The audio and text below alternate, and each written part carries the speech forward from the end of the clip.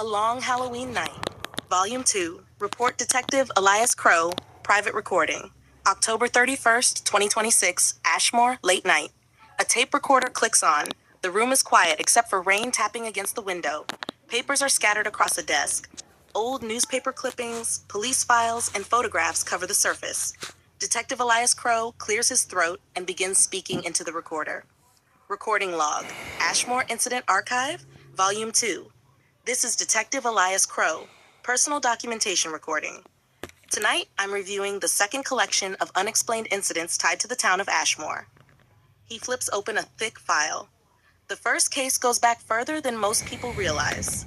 1600, the worm beneath Ashmore.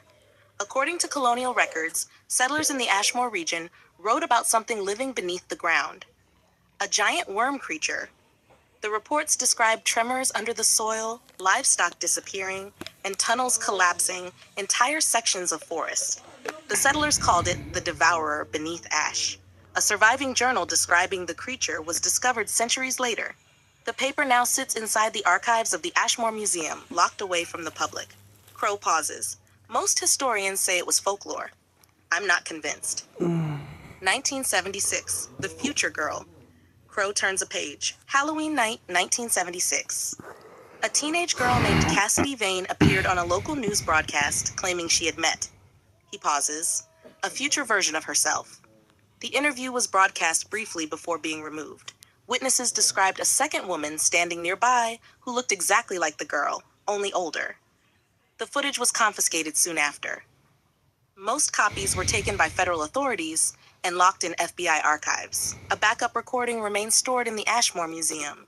Of course, the public explanation was that it was a prank, Crow sighs. But a lot of people in this town remember seeing it. 1995, The Girl Who Saw the Dead. Crow flips to another report. In 1995, a 15-year-old girl named Lydia Hart reported seeing spirits. She described entire conversations with the dead. Multiple witnesses claimed Lydia accurately described people who had died decades earlier. Doctors declared her unstable. Lydia Hart was eventually committed to the Ashmore Psychiatric Hospital.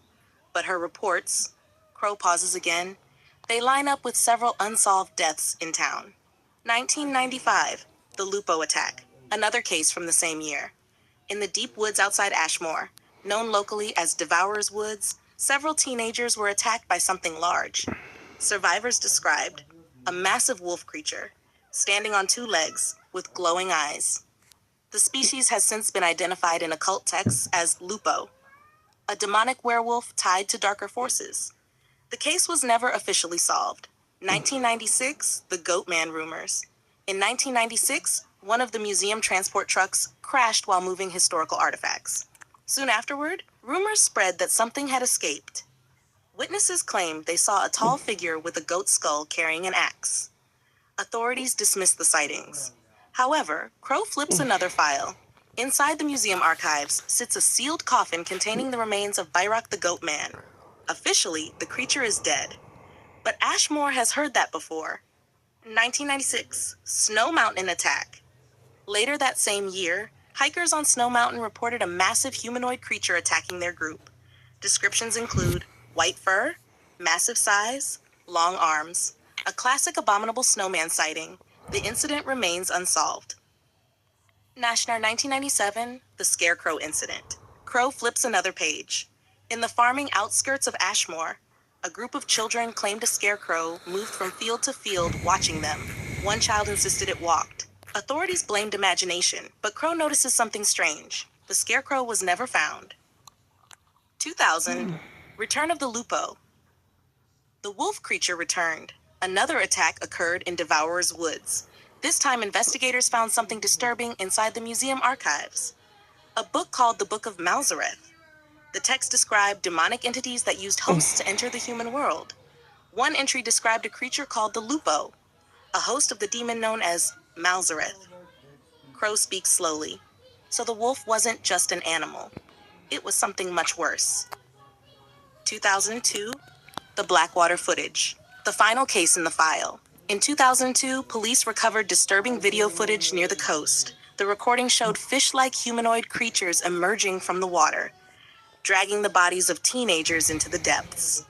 Before federal agents arrived, local police briefly examined the tape. Then the FBI confiscated it. Crow mutters quietly, "They didn't want anyone seeing that." Closing statement, Crow closes the folder. So that's volume 2. Ashmore has centuries of unexplained events. Worms beneath the earth, werewolves in the forest, demons using human hosts, and something in the water. He shuts off the recorder for a moment, then clicks it back on. One thing is certain. These aren't just stories. They're connected. The tape crackles, and I think something bigger is coming. The recorder clicks off. A Long Halloween Night, Volume 3, coming soon. Where's Sandra?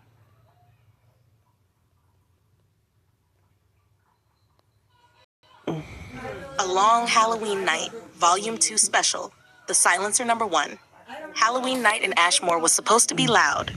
Kids running through the streets in costumes, jack-o'-lanterns glowing on porches, music echoing from parties across town. But on Briarwood Lane, the night had gone quiet, too quiet. The house on Briarwood Lane. Inside the house, a group of teenagers had gathered for a small Halloween party. The lights were dim, a horror movie flickered on the TV, and music played softly from someone's phone. Upstairs, in one of the bedrooms, a boy and girl were making out on the bed, laughing quietly. Neither of them noticed the front door slowly opening downstairs. The figure that stepped inside made almost no sound. He wore a long black cloak that dragged along the floor. His face was hidden behind a blank white mask with no emotion. In his hand was a large butcher's knife. It was the killer, known only as the Silencer. And tonight, he had come to hunt, first blood. The Silencer walked up the staircase slowly, one step, another. No sound except the faint creak of wood. He reached the bedroom door. Inside, the teenagers were too distracted to notice the door quietly opening. The boy suddenly froze.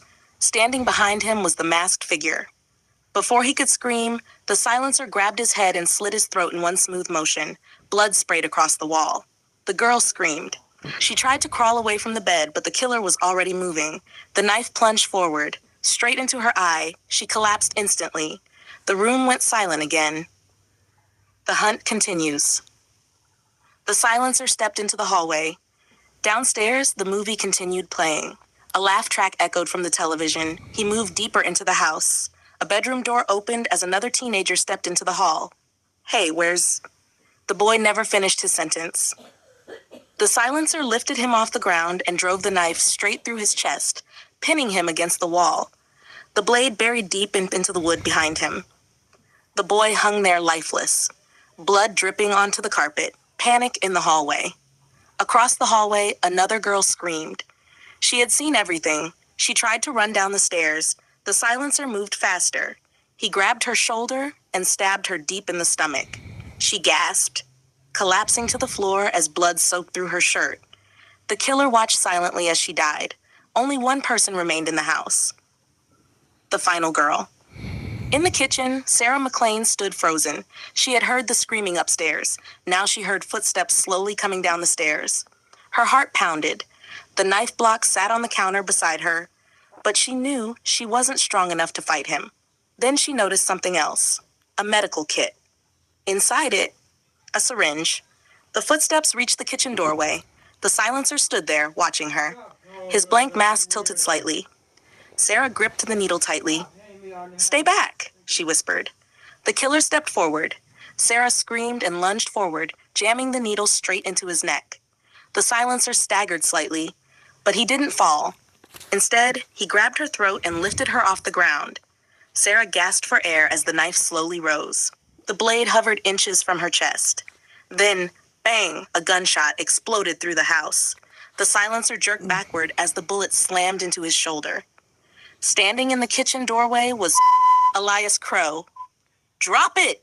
Crow shouted. The killer turned toward him. Crow fired again.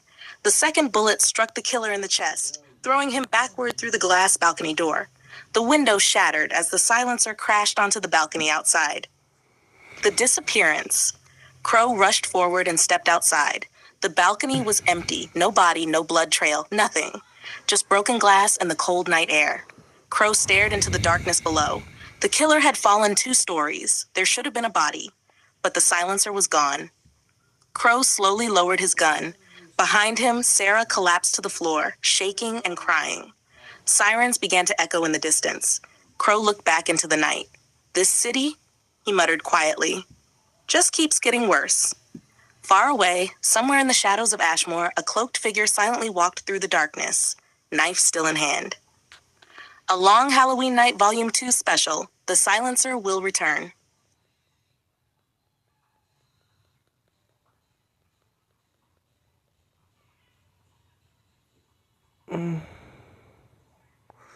A Long Halloween Night, Volume 2 Special, The Silencer Number 2. The night in Ashmore wasn't over. Police lights flashed outside the house on Briarwood Lane. Ambulances rushed away carrying the only survivor, Sarah McLean. Inside the ambulance, she sat wrapped in a blanket, shaking. Blood stained her clothes, though most of it wasn't hers. A paramedic spoke softly to her. Okay, so this was going to be retcon. Part of this was going to be retcon in number 5, but it didn't. But it does get retcon later on of You're why safe he now. has the name Caleb Morrow. We're taking you to Ashmore General Hospital. Sarah nodded weakly. But far away, hidden in the shadows between houses, someone was watching the ambulance And leave. his, A tall death. figure in a black cloak, a blank white mask staring Gets through the retconned. darkness. The killer known as the Silencer. And he wasn't finished. Ashmore General Hospital. It was past midnight when Sarah arrived. The hospital was mostly quiet, just a few nurses walking the halls, doctors finishing night shifts, and patients sleeping in dimly lit rooms. Sarah was placed in a hospital bed on the 2nd floor.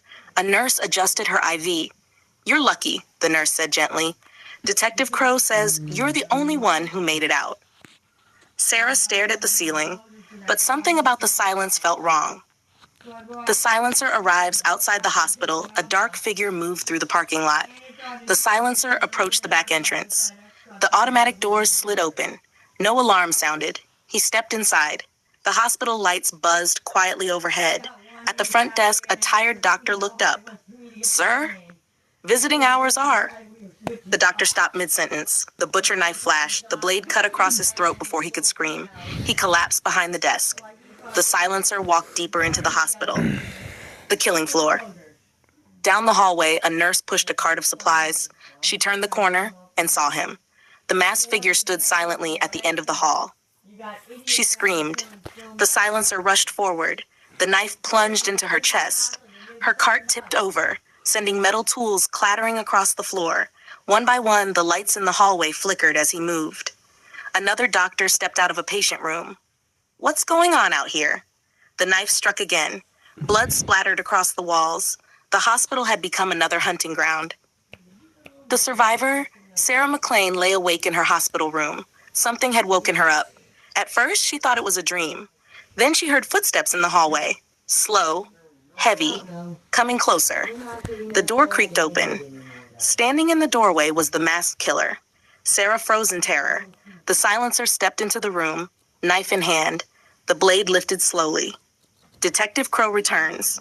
Just as the killer approached the bed, bang, a gunshot echoed through the hospital. The silencer staggered as a bullet tore through his shoulder. Standing in the hallway was Elias Crow, his gun raised. "Step away from her." The silencer turned. Crow fired again. Another bullet struck the killer in the chest. But instead of falling, the masked figure lunged forward. Crow and the killer crashed into each other, slamming into hospital equipment. The knife slashed through the air, barely missing Crow's face.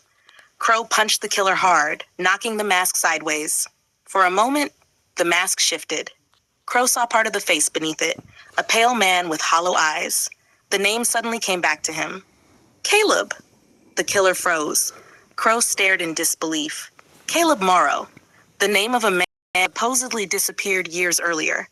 The silencer attacked again. Crow grabbed a nearby oxygen tank and slammed it into the killer's chest. The tank ruptured. Gas began hissing into the air. Crow pulled Sarah out of the hospital bed. "We're leaving, now." They ran into the hallway. Behind them, sparks flew from damaged hospital equipment. The leaking oxygen ignited. Fire. The explosion tore through the floor. Flames erupted down the hallway. Within seconds, the hospital was burning. Smoke filled the building as alarms began screaming. Crow and Sarah burst through the front doors just as firefighters began arriving. The entire hospital was engulfed in flames. Fire roared through the windows. Crow stared at the burning building. Inside, somewhere in the fire, was the silencer, or rather, Caleb Morrow, the killer who had haunted Ashmore all night. The roof collapsed inward. Firefighters backed away as the building continued to burn. Crow watched silently. Finally, he turned away. "It's over," he said quietly. But Ashmore had taught him something long ago. Nothing in this town ever truly stayed buried. Note, the identity of Caleb Morrow as the silencer would later be retconned in story number 5, revealing deeper secrets behind the killer. A long Halloween night, the silencer story continues.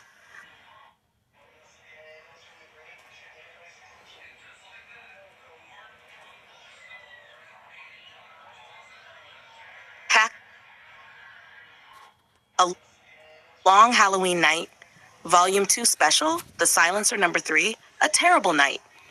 The fire at the hospital burned for hours. By morning, the entire building was nothing but a blackened skeleton of steel and ash. Firefighters searched the ruins for survivors. They didn't find any. Among the dead listed in the report,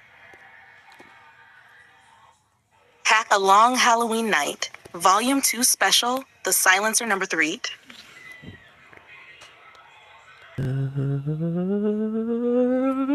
A Long Halloween Night, Volume 2 special, The Silencer number 3, a terrible night.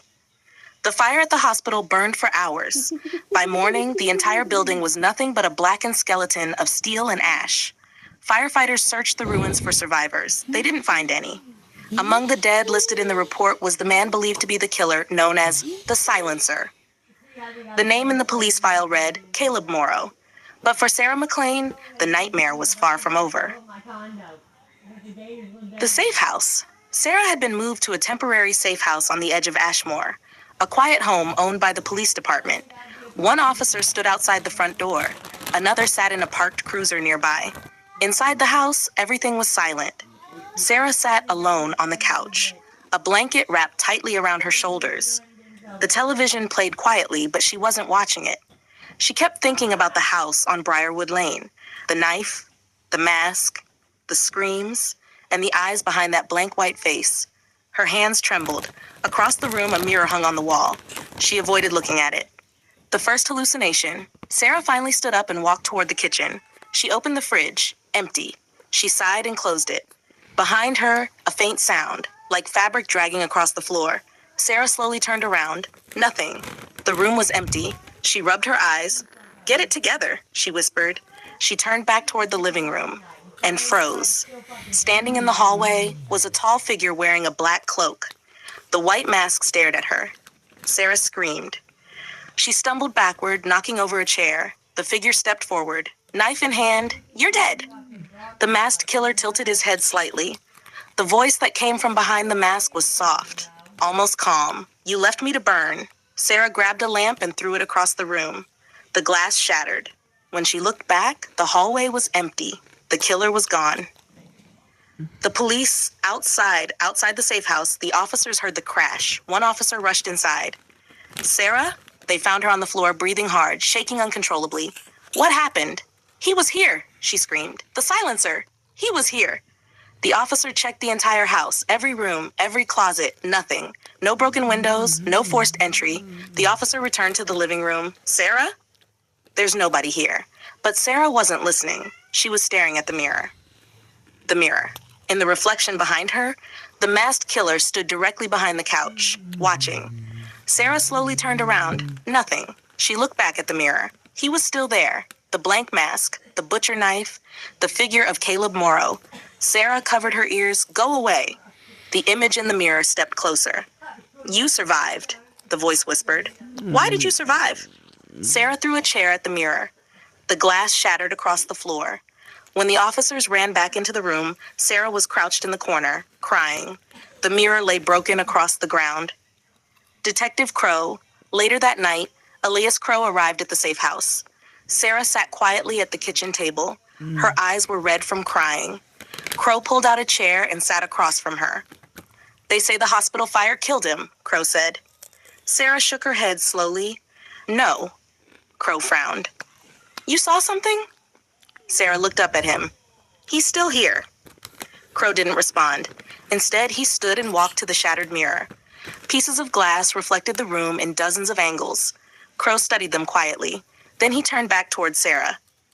You've been through a lot tonight, he said. Your mind might be playing tricks on you. Sarah said nothing. Crow eventually left the house. But before he stepped out the door, he glanced back toward the hallway. For just a moment, he thought he saw a tall figure standing in the shadows, a blank white mask, watching. Crow blinked. The hallway was empty. Outside, the wind howled through the trees. Inside the house, Sarah McLean sat alone again, and somewhere in the darkness of the room, a quiet whisper echoed. You can't escape me. A long Halloween night. The Silencer. Story continues. That is not a busy street. A Long Halloween Night, Volume 3, Issue Number 1. The Whisper Halloween Night in Ashmore had a way of bringing strange things into the world. Most of the time, the town blamed ghosts, demons, or killers hiding in the shadows. But sometimes the horror was much smaller. Sometimes it sat quietly on a shelf, watching, waiting. The toy shop. On the edge of Ashmore's old downtown district stood a small shop called Briarwood Antiques. It was the kind of place most people ignored. Dusty windows, old furniture, boxes filled with forgotten toys. Inside the shop worked an elderly man named Mr. Calloway. He had spent years collecting strange antiques from estate sales, abandoned houses, and auctions. But tonight, he had brought something new into the store. A wooden puppet. It sat inside a glass display case near the counter. The puppet looked wrong. Its face was carved into a permanent grin. Its wooden eyes were painted black, and thin metal strings connected its limbs to a small control bar above its head. A tag beside it read, Vintage Marionette, Origin Unknown, but Mr. Calloway had started calling it something else.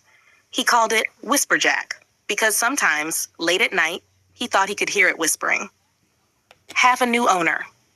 That afternoon, a teenage boy named Lucas wandered into the shop. Lucas loved creepy things, horror movies, haunted houses, old collectibles. When he saw the puppet in the display case, he immediately stopped. Whoa, he leaned closer. The puppet's carved grin seemed to stare right back at him. Mr. Calloway walked over. You like it? Lucas nodded. Yeah, it's creepy. The old man chuckled. That's one way to describe it. How much? Mr. Calloway hesitated. For a moment, he looked uneasy. But then he sighed. $20. Lucas pulled the money from his pocket. 10 minutes later, he left the shop carrying the puppet. As the door closed behind him, Mr. Calloway felt something strange. Relief, like a heavy weight had just left the room. The first night, Lucas placed the puppet on a chair in his bedroom. Its wooden limbs hung loosely from the strings. He laughed. Man, you're ugly. He turned off the lights and went to sleep. Yeah. Hours passed. The moonlight crept through the window, and slowly, the puppet's head tilted. Its painted eyes stared directly at Lucas. Then a faint sound filled the room. A whisper. Lucas? The boy stirred in his sleep. The whisper came again. Lucas. Lucas slowly opened his eyes. The puppet was standing beside his bed, not hanging from the strings, standing. Its wooden arms moved stiffly. Its carved mouth did not move, but the voice came from it anyway. You brought me home, Lucas screamed. He jumped out of bed, knocking over his chair. The puppet dropped to the floor. It lay there motionless, exactly the way it had been before. Lucas stared at it, heart racing. That didn't happen. He slowly picked it up and placed it back on the chair. It's just a toy. But as he turned away, the whisper came again, soft, right beside his ear. I'm not a toy. The next morning, Lucas's parents found his bedroom door locked. They knocked. No answer. They forced the door open. The room looked normal, except for one thing. Lucas lay on the floor, his eyes wide open, his face frozen in terror. The puppet sat beside him on the bed, still smiling. Police ruled the death unexplained. There were no wounds, no signs of struggle, just a boy who died of fear. The puppet was taken away as evidence. Later that week, the toy disappeared from the evidence locker. No one knew how. Somewhere in Ashmore that night, inside a dark apartment, a young girl opened a box she had just bought at a flea market. Inside the box was a wooden puppet. Its painted grin stared up at her. A tag hung from its wrist. Whisperjack. The girl giggled. It's cute. Behind her, the puppet's head slowly turned, and a quiet whisper filled the room. A Long Halloween Night, Volume 3. The story continues. Next issue, The Return of the Silencer. And you're a new mom, so you don't feel you got the time for this dog, or you don't want this dog anymore now. But you got the time for this dog. With that story, I wanted to move away from the silencer for a little bit. Acting, if it was like a movie thing, they would try to make it part of the Silencer universe. They do an anthology, but then they wouldn't like it, so they would then do some stuff that would focus on the Silencer's past before what happened in the first 2 stories of his. A Long Halloween Night, Volume 3, Issue Number 2. The Boy in the Woods. Ashmore had always been a town full of monsters. Some came from the dark woods, some rose from ancient curses, and some were simply born. The Morrow House. In 1996, in a small house on the edge of Ashmore's Riverside District, a boy was born. His name was Caleb Morrow. From the moment he was born, people said there was something strange about him. His eyes were pale and distant. His face always carried a quiet, blank expression. Doctors said he was perfectly healthy, but the neighbors whispered. They said the boy looked like he didn't belong. Mama's boy. Caleb grew up almost entirely inside the house with his mother. Her name was Marilyn Morrow. She rarely allowed Caleb to play with other children. People are cruel, she would tell him. They don't understand boys like you. She protected him from the world. She cooked his meals. She helped him with school. She told him every night that he was special. But the more she protected him, the more the outside world began to hate him. School. By the time Caleb started school, the other kids had already noticed him. He didn't talk much. He didn't smile. And he stared, always staring. The other children began calling him names. Freak, Ghostface, Silent Boy. At first it was just teasing. Then the bullying started. Books were knocked out of his hands. Kids pushed him into lockers. They mocked the way he spoke. They mocked the way he looked. And Caleb never fought back. He just stared, silent, watching. The breaking point. When Caleb turned 15, the bullying had become constant. One afternoon, a group of boys cornered him behind the school. They shoved him into the dirt. One of them laughed. "Why don't you say something, freak?" Caleb looked up slowly. For a moment, his eyes were filled with something dark, something angry. But he didn't say a word. He simply stood up and walked away. That was the last day anyone saw Caleb Morrow. The disappearance. Police reports from that year described the event simply. Missing person, Caleb Morrow. Age 15, last seen leaving Ashmore High School. Search parties combed the nearby forest for days. Dogs followed his scent deep into the woods. But the trail suddenly stopped, like the boy had vanished. Some people believed he ran away. Others believed something in the woods took him. But one person refused to believe either story. His mother. Marilyn Morrow insisted Caleb would return. Every night she left the porch light on. Every night she waited by the door. But Caleb never came home. The woods years later, hunters walking through the forest near Devourer's Woods reported something strange. They said they saw a tall figure watching them between the trees. A man wearing dark clothing, standing perfectly still. When they tried to approach him, he vanished into the woods. The hunters later described one more detail. The man had something white covering his face, a mask. The silent path. The police file on Caleb Morrow eventually closed, missing, presumed dead. But Ashmore had learned something over the years. Sometimes the things that disappear into the woods don't stay gone forever. Some come back, different, changed, and silent. A Long Halloween Night, Volume 3 continues. Next issue. Come in there after I get this story to play so I can continue my video. A Long Halloween Night, Volume 3, Issue Number 3. The Family of the Vordelak. October 2011. Long before the killings in Ashmore, long before the hospital burned, the man who would later become known as the Silencer had already begun his path through darkness. But in 2011, no one knew that name yet. Back then, he was simply a traveler, a silent figure moving through forgotten places. The village. Deep in the countryside, far from the cities, there was an old village hidden among thick forests and broken roads. The locals called it Vordelak Hollow. It was a quiet place. Small houses made of dark wood, lanterns glowing softly at night, and a single large family that lived on the far edge of the village. The Vordelok family. People in nearby towns whispered strange things about them. They said the family never aged. They said the family only came out after sunset. And they said travelers who stayed in the village too long sometimes disappeared. The arrival, one cold autumn night, a lone man walked into the village, a tall figure wearing dark clothing, his face hidden behind a blank white mask. A knife rested quietly in his hand. The villagers watched him pass. No one spoke, but the Vordelok family noticed. Inside their large wooden house, the family gathered around the dinner table. The oldest member of the family, a pale man with long gray hair, looked toward the window. "Our guest has arrived," he said quietly. The hunt begins. The masked man moved silently through the village streets. He walked past the church, past the empty well, until he reached the Vordelok home. A lantern burned inside. Shadows moved behind the curtains. The door slowly creaked open. Standing inside was a young woman from the family. Her eyes were pale, almost glowing. "You've come a long way," she said softly. The masked killer didn't respond. He stepped inside, and the door closed behind him. The first kill. The house was strangely quiet. The masked man walked down the hallway. A man suddenly appeared from the kitchen. "Can I help?" The knife flashed. The blade slid across the man's throat. He collapsed instantly. Blood spread across the wooden floor. But something strange happened. The body didn't stay still.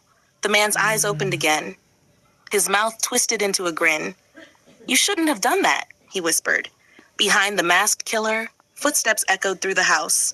More members of the family appeared, watching him, smiling. The Vordelaks. The oldest man stepped forward. His eyes were glowing pale white. "You thought you came here to hunt us," he said, "but you've walked into the wrong house." The entire family began moving closer, their skin pale, their teeth long and sharp. They were not ordinary people. They were Vordelaks, ancient blood-drinking creatures, something older than vampires. The masked killer stood perfectly still, the knife still in his hand. Then he attacked. Fire. The fight inside the house was brutal. The masked killer moved quickly, stabbing and slashing. But the Vordelaks didn't die easily. Even when wounded, they kept coming. The oldest one laughed. "You cannot kill us." But the masked man had already noticed something. Lanterns, oil lamps, flammable wood. He kicked a lantern across the floor. Oil spilled across the carpet. The knife struck another lamp. Glass shattered. Flames spread instantly across the room. The fire began climbing the walls. The family screamed as the house filled with smoke. The Vordelaks were strong, but fire was their weakness. The masked killer walked calmly toward the door as the flames grew larger. Behind him, the family burned. Their screams echoed through the burning house. But just as he reached the door, a burning beam collapsed from the ceiling. It struck him directly. Flames exploded across the room. The house was quickly consumed by fire. By the time the village fire brigade arrived, the entire building had collapsed. Nothing remained but ashes. No bodies were ever found. The legend. The villagers spoke about the fire for years. They said the Vordelak family was destroyed that night. But they also spoke of the masked traveler who entered the house. Some believed he died in the flames. Others believed he escaped before the building collapsed. No one ever proved either story. But in the years that followed, other towns began reporting sightings of a silent masked man. A man who carried a knife. A man who never spoke. A man who left bodies behind him. The villagers eventually gave the traveler a name whispered in fear. The Silencer. A Long Halloween Night, Volume 3 continues. Next issue, The Silencer returns to Ashmore. These boxes where they send you different crystals. I signed up for the one yesterday for $9 before you went to work. And like 2 more came out to work today. With ads. A Long Halloween Night, Volume 3, Issue number 6, Death Race. Part 1, The First Night. October 2012. Ashmore was already a strange town. But in 2012, something new appeared in its shadows. Something silent. Something wild. That was the year Caleb Morrow returned. Or at least, something wearing his face did. The Highway Murders. Late one autumn night, A group of college students were driving through the outskirts of Ashmore. They were laughing, music blasting, talking about a Halloween party across town. The road ahead was empty and dark. Then the car suddenly jerked to a stop. "Why did we stop?" one of them asked. "I didn't," the driver said. The headlights flickered, then died. The engine refused to start. One of the students stepped out of the car, probably the battery. He walked toward the hood. That's when he saw someone standing in the middle of the road, a tall figure, wearing dark clothing and a blank white mask. The student laughed nervously. "Dude, you lost?" The masked man didn't answer. The knife flashed. The student collapsed into the road. Inside the car, the others screamed. One tried to run, another tried to call for help, but the signal was gone. The masked figure moved silently between them. One by one, the road became quiet again. Only the wind moved through the trees, and the masked man walked away into the darkness. Detective Crow. The next morning, police sirens filled the highway. Standing over the bodies was Detective Elias Crow.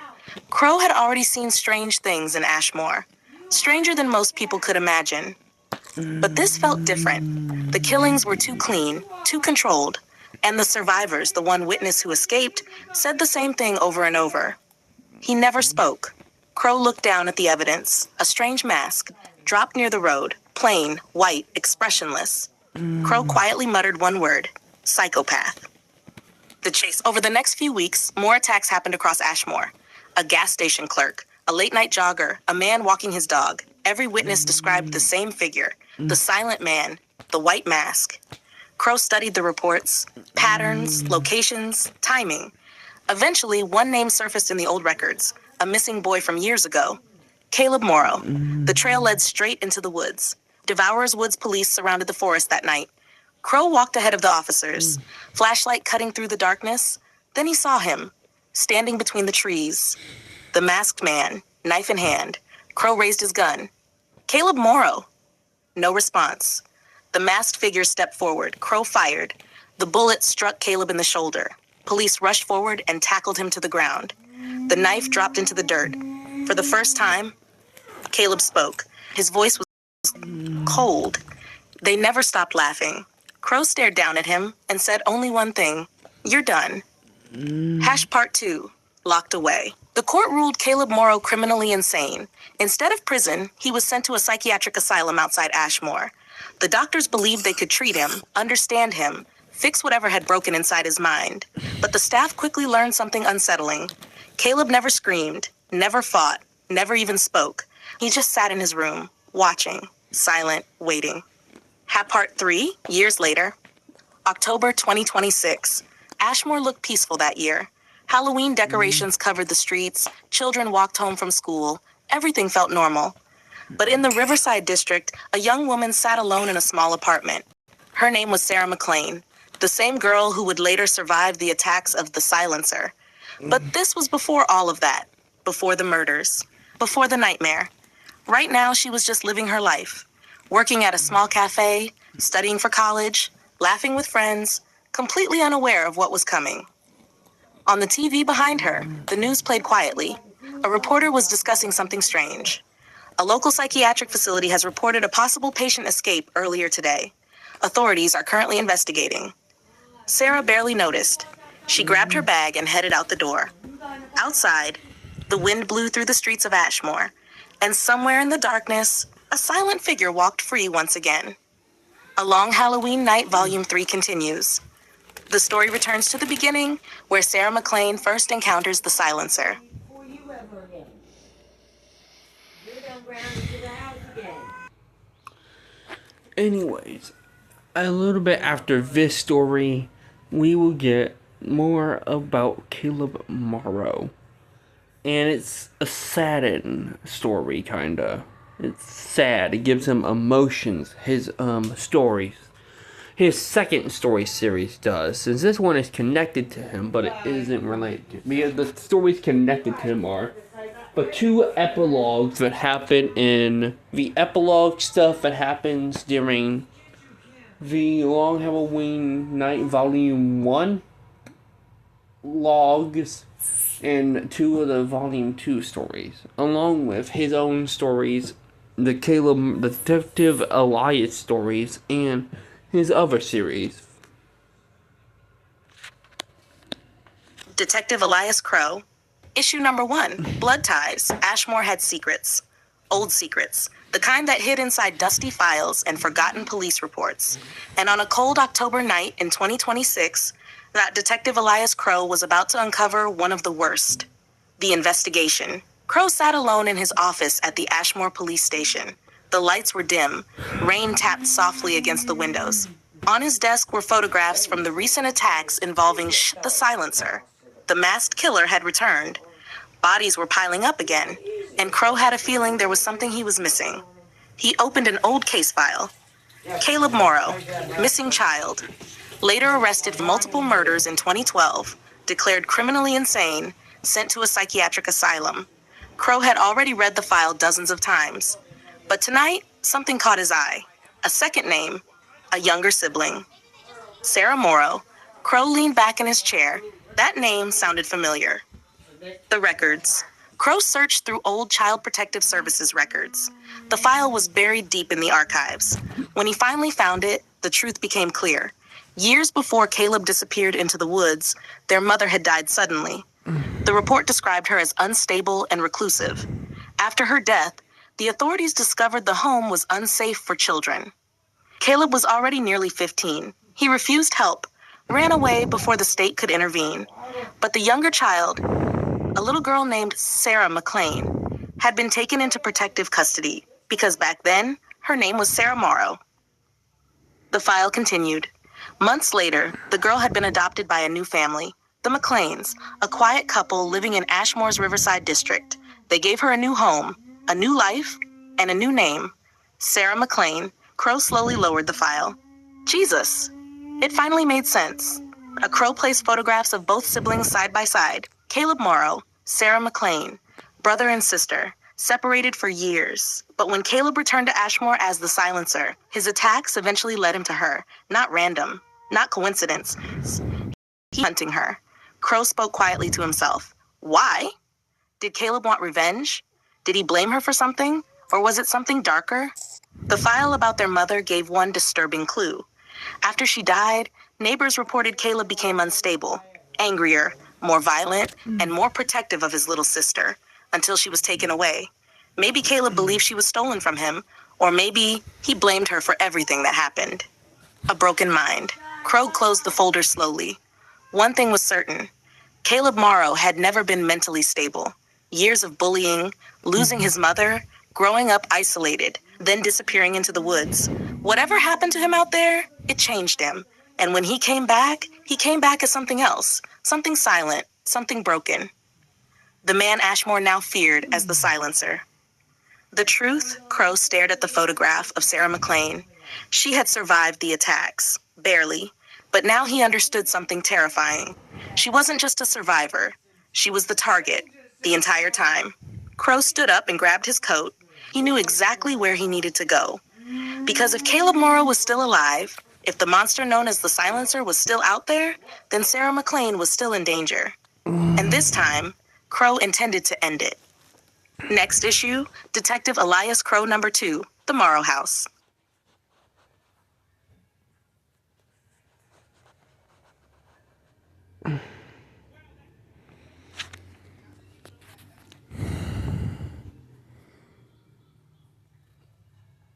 Detective Elias Crow, issue number 2.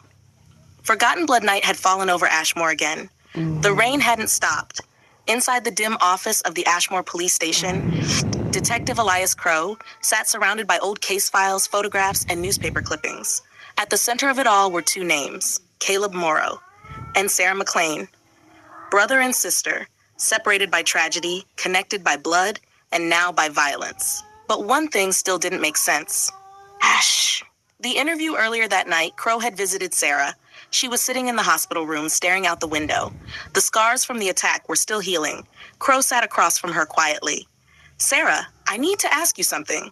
She looked at him confused. What is it? Crow hesitated before speaking. Did you ever have a brother? Sarah frowned. A brother?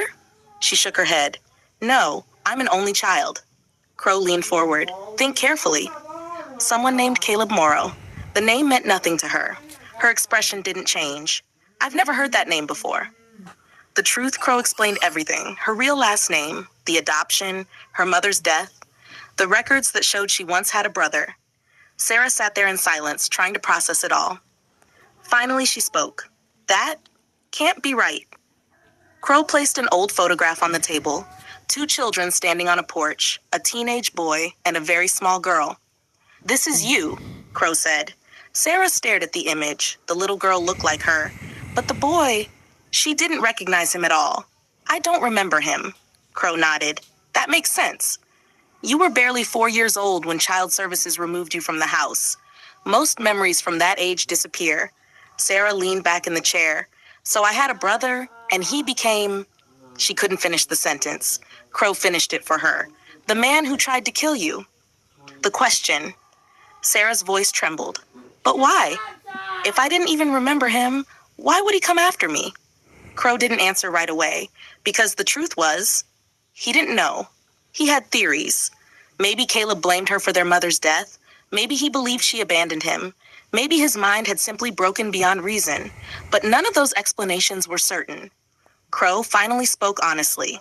"I don't know." Sarah looked down at the photograph again. The boy in the picture stood close to her, almost protectively. "It didn't look like someone who would try to kill his sister," she whispered quietly. "Maybe he didn't hate me." Crow frowned. "What do you mean?" "Maybe he just didn't recognize me." A broken mind. Crow walked back to the police station later that night. Sarah's words echoed in his mind.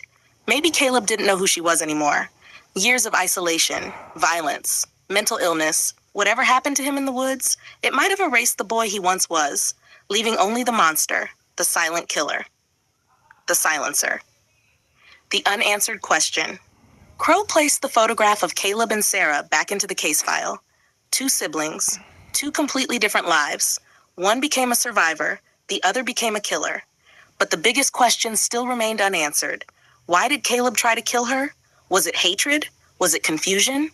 Or something far darker hiding inside his mind? Crow closed the folder slowly. Maybe we'll never know. Outside, thunder rolled across the sky above Ashmore, and somewhere in the darkness, a silent figure could still be watching.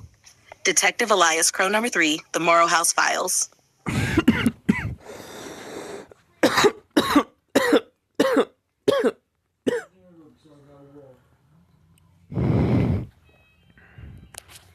The Silencer, Mama's Boy.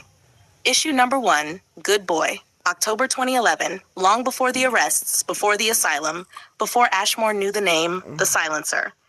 There was only a boy walking through the dark, a boy named Caleb Morrow.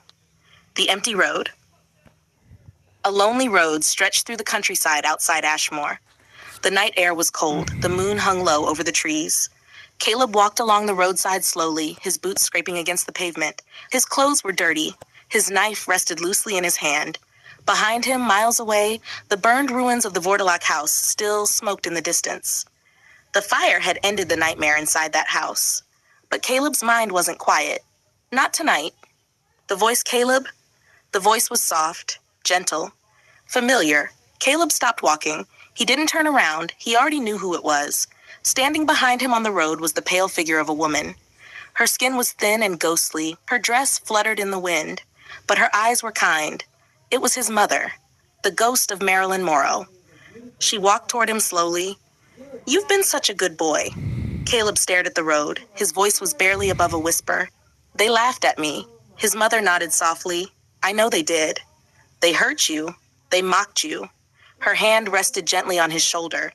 "But you did what you had to do." Caleb's fingers tightened around the knife. "You got rid of them." Her voice was warm, comforting. "You did nothing wrong." The bullies' images flashed through Caleb's mind. The boys at school pushing him into lockers, calling him a freak, laughing, always laughing. For years they had laughed at him, but they weren't laughing anymore. Now they were silent. Just like him, his mother smiled. "You protected yourself. You protected us." She brushed her fingers through his hair. "You're my good boy." The regret. But Caleb didn't smile. Instead, he looked down at his hands. They weren't the same. His mother tilted her head slightly. "What do you mean?" "The family in the house. The ones who burned. His voice trembled slightly. They weren't like the others. Caleb remembered their pale faces, their glowing eyes, the strange hunger in their smiles, the Vordalax. Creatures that were not human, creatures that hunted the living. But something about that night felt wrong to him.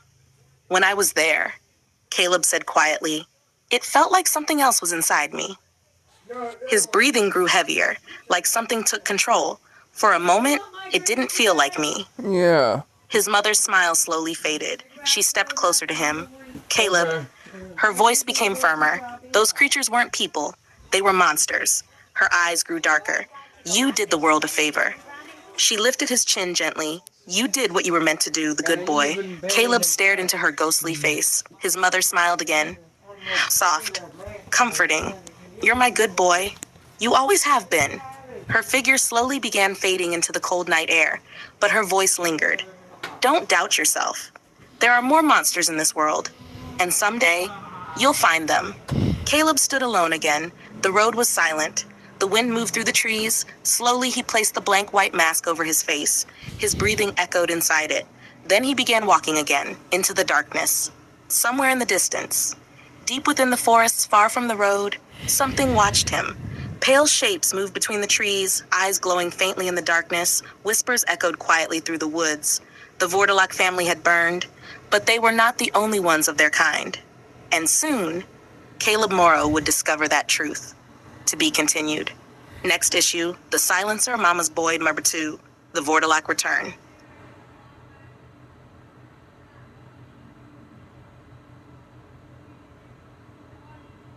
The Silencer, Mama's Boy.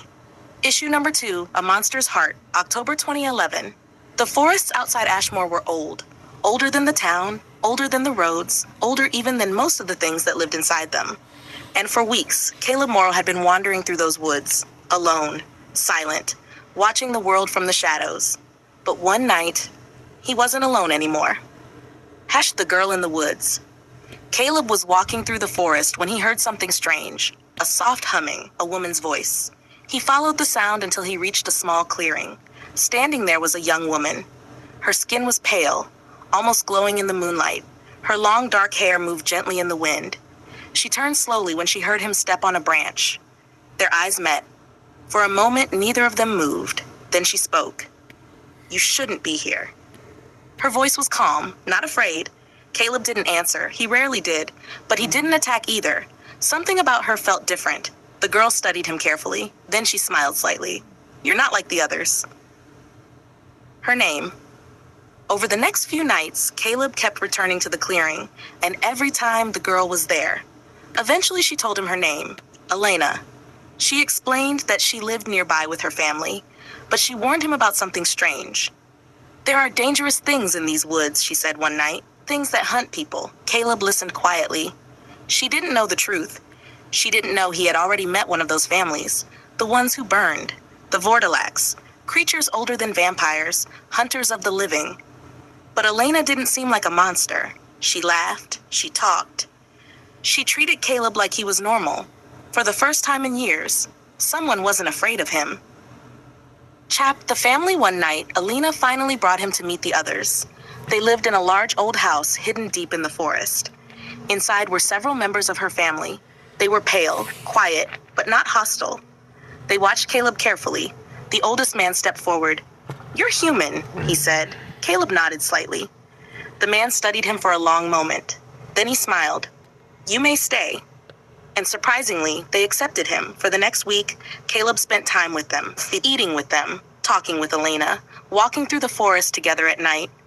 For the first time in his life, Caleb felt something he had never really felt before. Peace. The secret. But something inside Caleb never truly rested. Every time he looked at the family, he remembered the burning house, the screaming, the Vordalax he had killed in the other village. If these creatures knew what he had done, they would tear him apart. And sometimes, Caleb wondered if they somehow already knew. The goodbye. One night, Caleb stood outside the house, watching the forest. Elena stepped beside him. You're leaving, aren't you? Caleb didn't respond, but she already knew. You don't belong here, she said softly. You belong somewhere else. Caleb slowly nodded. She looked sad. But you'll come back? Caleb didn't answer that question because deep down, he knew he couldn't. Not after what he had done. Chaff the letter. The next morning, Caleb was gone.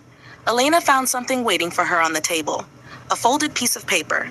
Inside was a short note written in messy handwriting. Open quote. Elena, I didn't want to hurt you or your family, but something is wrong with me. Sometimes I feel like I'm not the one in control. If I stay here, I might become something worse. I'm sorry. Caleb, close quote. Elena read the letter twice, then slowly folded it again. Outside the house, the forest was quiet, and somewhere far away, Caleb Morrow was already walking down another empty road, still searching, still lost, still becoming something darker. To be continued. Next issue, The Silencer, Mama's Boy #3, The Truth Comes Out. No, but not the next issue.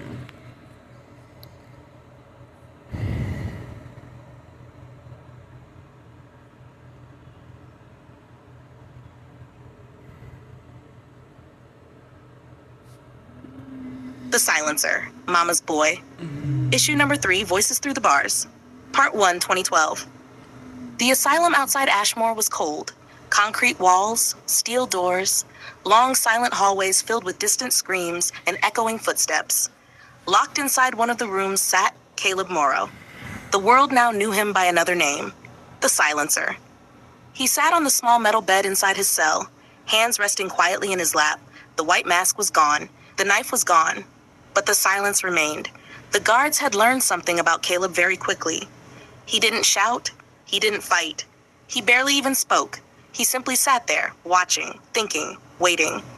Then the temperature in the room seemed to drop. A soft voice filled the air. Caleb, he didn't look surprised. He slowly turned his head. Standing near the cell door was the pale figure of a woman, the ghost of his mother. She smiled warmly at him. My good boy. It was Marilyn Morrow, or at least what Caleb believed was her.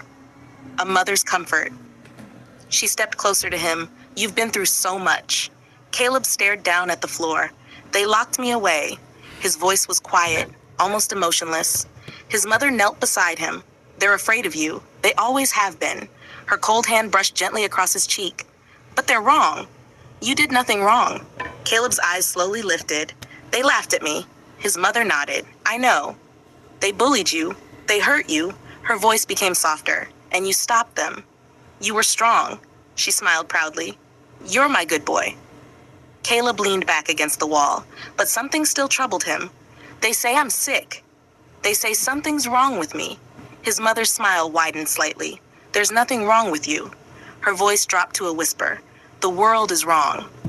The lights above the cell flickered slightly. Outside in the hallway, footsteps passed by. But inside the room, it was only Caleb and his mother, or at least the ghost he believed was her, and she stayed with him every night. Part 2, The Transfer. October 2026. 14 years later, the world had changed. But inside the asylum, some things remained the same. Caleb Morrow was being moved. 2 guards escorted him down a hallway in handcuffs. His face was calm, expressionless. They placed him onto a prison transport bus filled with other inmates. The door slammed shut. Chains rattled as the bus started moving down the highway toward a different facility. Outside the windows, rain poured from the sky. Lightning cracked across the clouds. Inside the bus, Caleb sat quietly in his seat. The familiar voice returned. Caleb? He slowly turned his head. Across from him sat the pale ghost of his mother again. The other prisoners didn't see her. Only Caleb did. She smiled warmly. My sweet boy? Caleb stared at her silently. She leaned closer. Today is a special day. The bus drove deeper into the storm. Thunder shook the sky. His mother's smile grew wider. Today will be a family reunion. Caleb blinked slowly. The bus suddenly swerved violently on the wet road. The driver shouted. The guards grabbed for their weapons. Then, the bus slammed off the road. Metal screamed. Glass shattered. The vehicle rolled down the embankment and crashed violently into the forest below. Silence followed. Smoke drifted from the wreckage. Bodies lay scattered across the ground, some dead, some unconscious, and slowly one figure began to move. Caleb Morrow climbed out of the wreckage, free again. His mother stood beside him in the rain, still smiling. Come on, Caleb, she whispered softly. It's time to go home. Far away in Ashmore, a young woman named Sarah McLean was living her normal life. completely unaware that something had just escaped, something coming for her, something that shared her blood. To be continued. The Silencer, Mama's Boy. Issue number 4, The Family Reunion. That's not issue number 4. Issue number 4 reveals something. The Silencer, Mama's Boy. Issue number 4, Ashes, October 2026. The night Ashmore Memorial Hospital burned would become one of the darkest nights in the town's history. Flames swallowed the building floor by floor. Smoke poured into the sky like a black storm. Firefighters screamed orders. Sirens echoed through the streets. But deep inside the burning hospital, one man stood perfectly still. That man was Caleb Morrow, the killer the town feared. The silent monster known as the Silencer. Inside the fire, the hallway around Caleb burned. Ceiling tiles collapsed, flames crawled across the walls. But he didn't move. He stood there quietly as the fire spread closer. His mask was gone, his face was pale, his breathing slow. Then he spoke. I didn't mean to hurt her. Across from him stood the ghost he had seen for years, the pale figure of his mother, Marilyn Morrow, the only voice that had ever comforted him. She looked at him with sadness now. You were confused, Caleb. You were hurting. He shook his head slowly. No. This time, it felt different. Caleb looked down at his hands. They stabbed her. They almost killed Sarah. His voice trembled slightly. I didn't want that. The truth in the fire. The flames grew louder around them. Glass exploded somewhere deeper in the hospital. Caleb whispered something quietly. It wasn't me. His mother looked at him carefully. What do you mean? When I tried to kill her, something took control again. Caleb's eyes darkened. The same thing I felt back in the woods. The same thing that made me kill the Vortilax. Something ancient, something evil, something that had been hiding inside him for years. And now it was waking up again. The demon. Suddenly, the fire around them twisted strangely. The shadows along the walls stretched unnaturally long. A voice echoed through the burning hallway. A voice older than humanity. You finally understand. Dark smoke gathered behind Caleb. A towering shadow began forming within the flames. The presence of Malzareth, the ancient demon who corrupted hosts and twisted their minds, the same force tied to so many horrors in Ashmore. Caleb froze. The voice filled his head. You were perfect. Broken. Angry. Empty. The demon's voice slithered through his mind. I helped you. I gave you strength. I gave you purpose. Images flashed through Caleb's thoughts. The murders, the rage, the blood. Malzareth had been whispering to him for years, pushing him, guiding him, using him. Escape. The demon's shadow stretched toward the hospital exit. Come with me, Caleb. Walk out of the fire. We still have work to do. Caleb took one slow step forward, but suddenly, his mother stepped between him and the demon. Her ghostly form glowed faintly against the flames. You will leave my son alone. Malzareth laughed. You? You're nothing but a memory. Her eyes burned with fierce anger. He was already broken.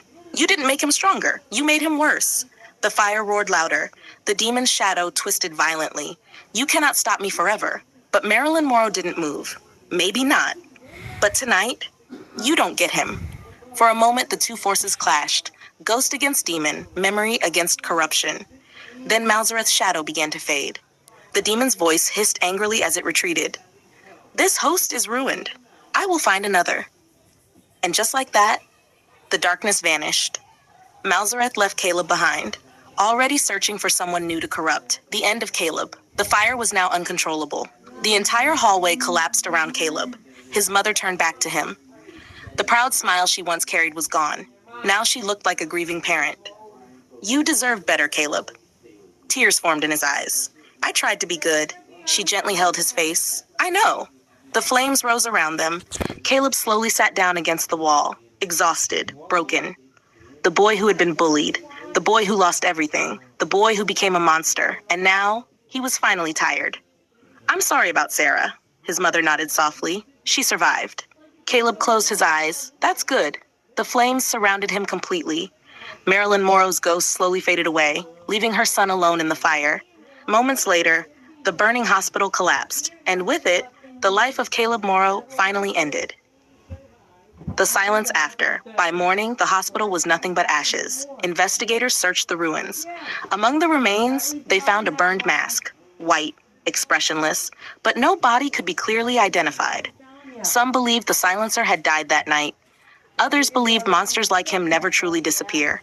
But one thing was certain, the demon Malzareth was still out there. And somewhere, a new host was already waiting. The Silemus Boy? End.